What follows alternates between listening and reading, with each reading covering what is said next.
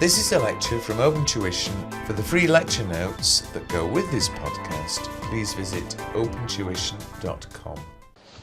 However, the other thing that you can be asked, well, you will be asked at F3, is the income statement.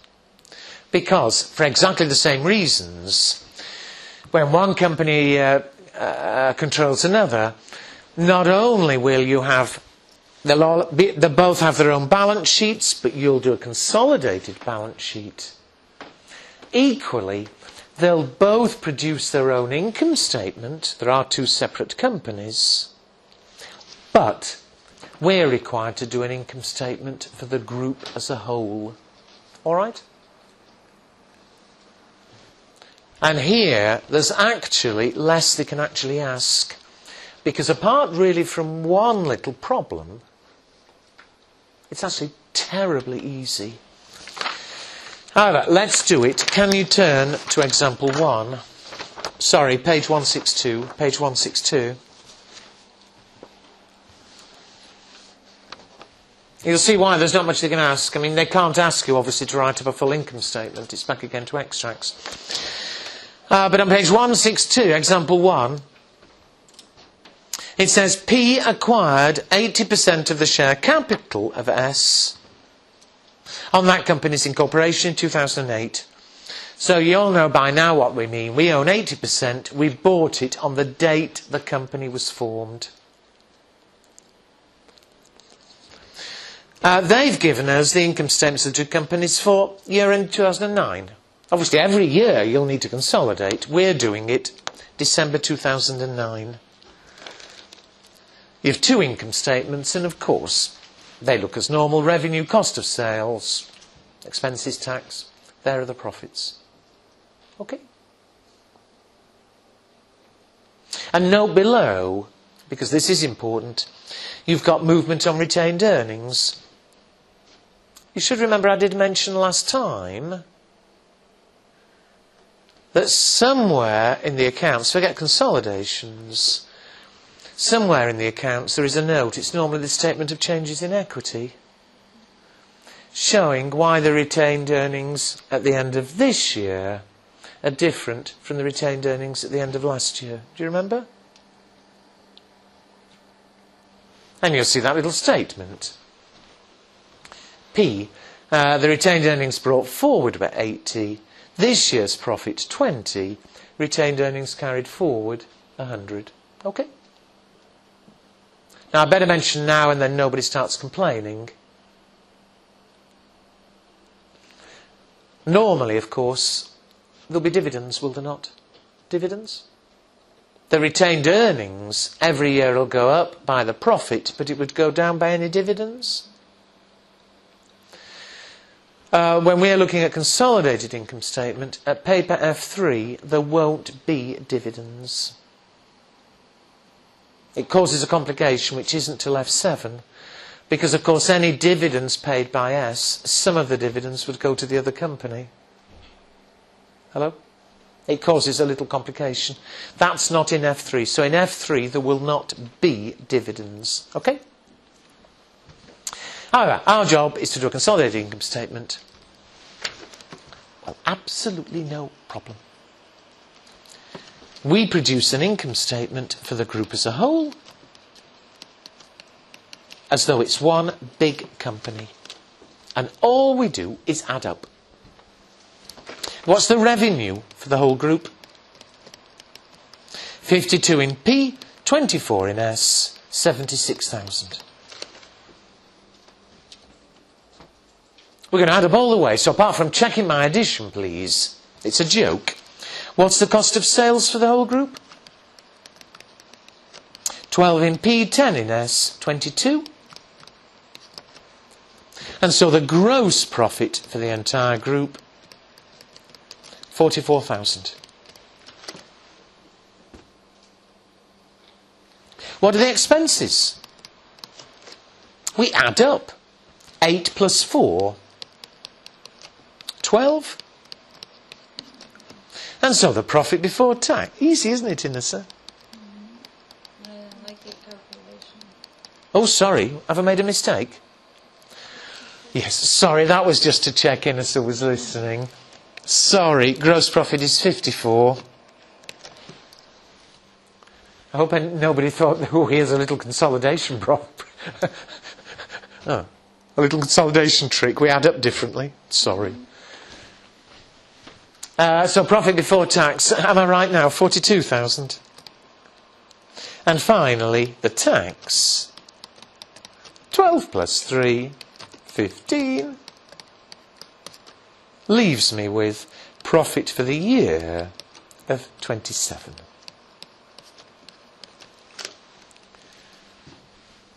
Well, I'm sorry. I mean, there are no tricks there at all. Absolutely no problem. Okay? Everybody.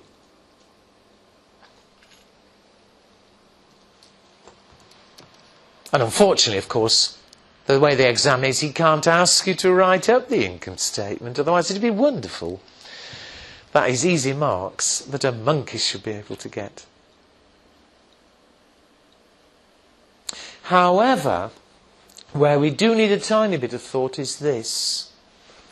You all agree that's the entire profit made by the whole group. The only thing is, though, you're doing these consolidated accounts really for the shareholders of the parent company, P. And just as with the balance sheet, surely P's shareholders aren't entitled to all of that profit because there's the non-controlling people. Do you agree?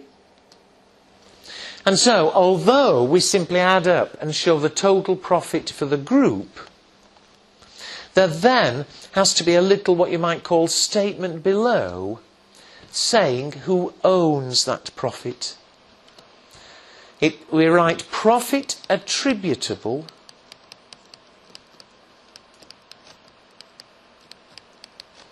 to, attributable belonging.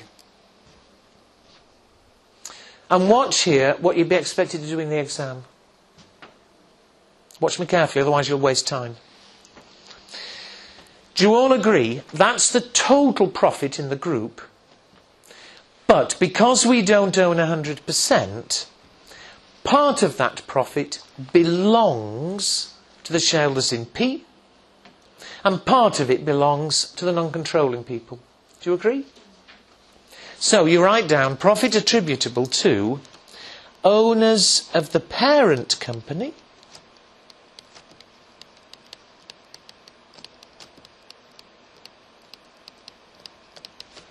leave the figure for the moment,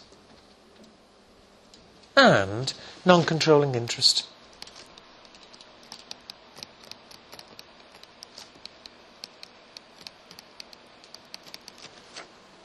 And all we do, and as I say, don't waste time in the exam checking things.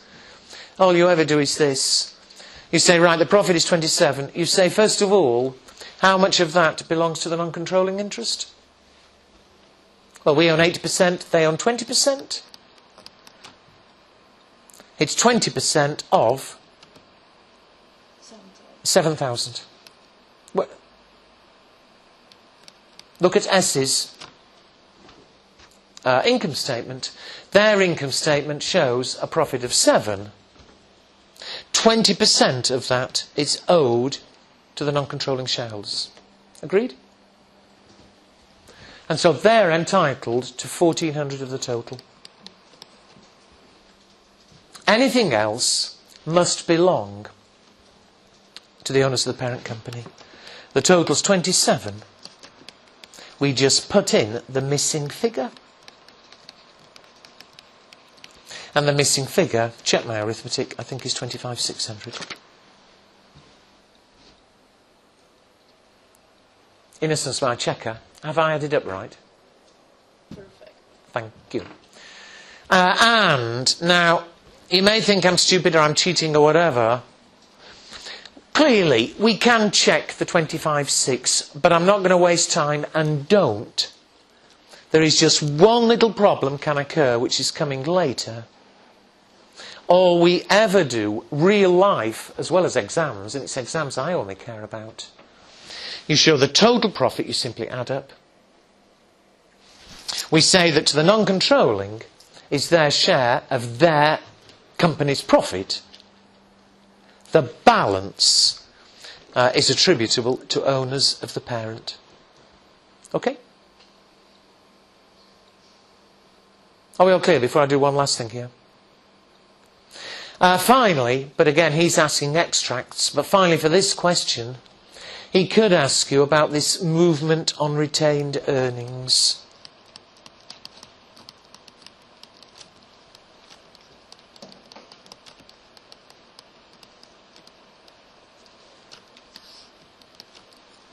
Now, you know for each company what it is. What was the balance last year? What is it this year? What is it at the end of this year?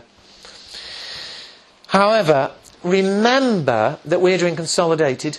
And remember in the balance sheet, the consolidated balance sheet, the retained earnings you're showing are the retained earnings belonging to the shareholders of P. You remember? And so all we're going to show here is what would appear in the balance sheet for retained earnings. And so we're going to show brought forward for the year carried forward. What's the brought forward at the start of the year? Think about the balance sheet. On the balance sheet, it would be all the earnings of P, which was 80,000. On the balance sheet, it would also be our share of any post-acquisition earnings of S. Do you agree? So it's on the balance sheet would be all of P, at the start of the year, 80. Our share of post-acquisition of S, well, our share is 80%. Here, S was bought on the date of incorporation, so all of S's earnings were post-acquisition, and at the beginning of the year they were 20,000.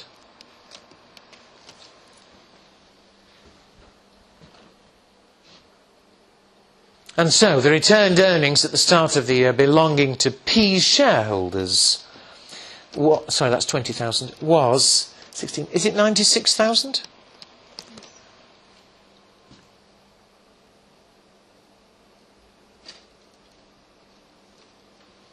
How much of this year's profit belongs to our shareholders?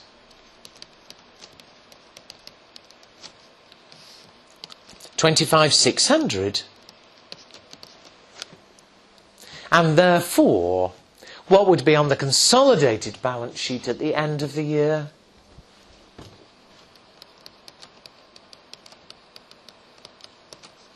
Is it 121,600?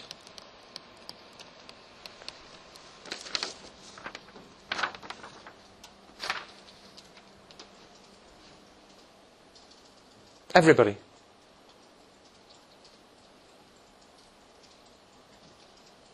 So there's two things to appreciate. Income statement itself is easy. You simply add up. That's a joke. The profit attributable, hello, I hope sensible. The non-controlling interest is just their share of their company's profit this year. The missing figure, whether it's easily checkable or it isn't irrelevant, the missing figure is the profit that belongs to shareholders in P. All right? It's obvious what it is. It's P's profit plus our share of S's, yeah? But don't waste time. Retained earnings, all you've got to remember is you're trying to explain the figure that would be on the balance sheet. And we've done so many times now. The figure on the balance sheet would always be all of P's plus our share of S's post-acquisition earnings. Okay? That's what will be on the balance sheet. So that bit, there isn't really anything we haven't done before. All right, let's do another one. That was slightly too easy because we bought it on acquisition. Look at example 2. I'll start it, you're going to finish it, because example 2 has virtually nothing new. Example 2. P acquired 60% of S on the 1st of January 2008, but of course more likely, instead of buying on incorporation, when we bought it, retained earnings were already 8,000. Okay? I've given you the income statements for the year to December 2010. So, let's do our consolidated income statement. I'll do this bit, because this is the easy bit. Consolidated income statement. For the group, you simply add them together. Revenue, in a second check, otherwise let's rush through it, 116. Cost of sales, 33.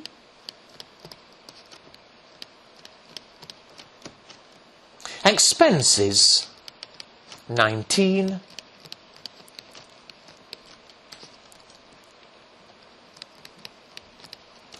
Tax, 20. Forgive me, I'm not wasting time putting all the titles in. Because again, you couldn't be asked for all that. You could be asked for what's the profit on the consolidated income statement. You just add them together.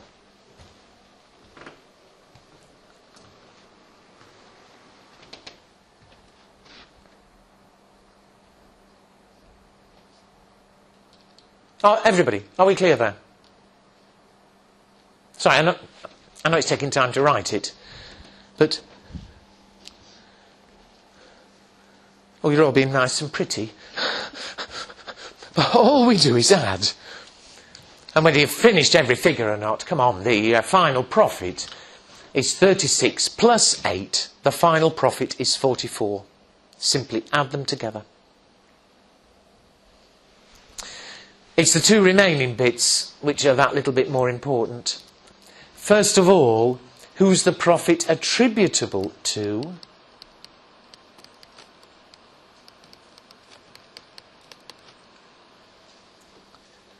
The profit is 44. Part of it's to owners of the parent.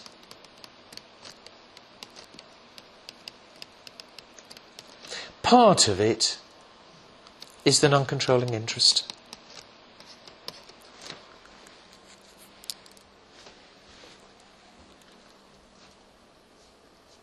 Can you all write down for me? How much of this year's profit belongs to the non-controlling interest? How much of this year's profit belongs to the non-controlling interest?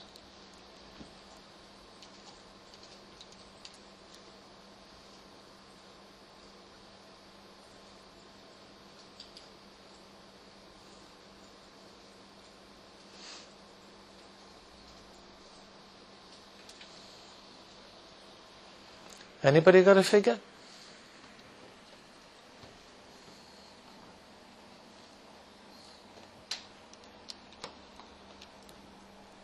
Don't be shy.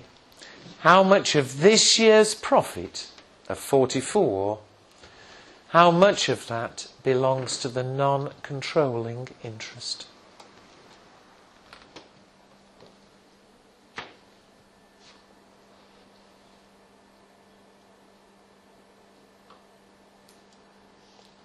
Anybody?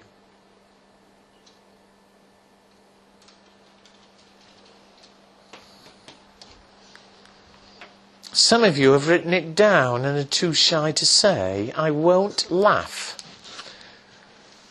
In total, we made 44. How much of this year's profit belongs to the non-controlling interest? Hello? Yes, 3,200. There's no tricks. Don't panic. The non-controlling interest own, do you agree, 40%? Of S. How much profit did S make this year? Look at S's income statement. S made a profit of 8. If S made 8,000, if the other people own 40% of S, they're entitled to 3,200 of whatever profit the group makes. Are we clear? And as I said before, and don't waste time in the exam, if they're owed 3,200, the rest must be owed to the owners of the parent.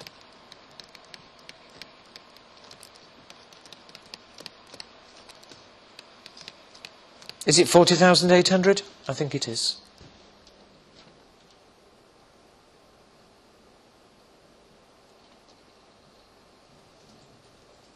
Come on, are we there or aren't we? We happy? The other bit is the bit where there's nothing new, but as always be careful, the movement on retained earnings. I've tried to stress before, and can I stress again? We're talking about the retained earnings that would appear on the balance sheet. You already know the rules about what would appear because of what we did in the balance sheet chapters. So they're brought forward at the start. Come on, give me the figures. It's all of P. What are P's retained earnings at the start of the year? 122. Has everybody found it? 120. Always on the balance sheet, it's all of P plus our share of S's post-acquisition. What's our share, please? What percent do we own? 60. At the start of the year, what were S's post-acquisition profits? At the start of the year, what were S's post-acquisition profits? 9,000. Yeah. At the start of the year, there were 17 in total retained earnings.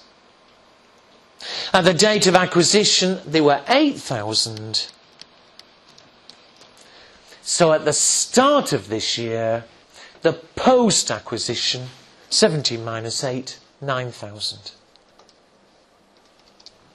Our share is 60%. 100% of our own. Is it 125,400? And now it's a joke. That's it at the start of the year. The owners of the parent for this year were 40,800. And therefore the retained earnings at the end of the year, 166,200.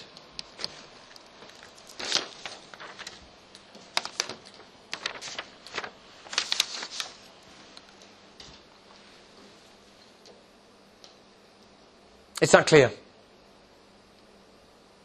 We've one thing left and then we've got everything. Is that clear, please? Fine. All right, now listen carefully to the one and only, at F3, problem that can be.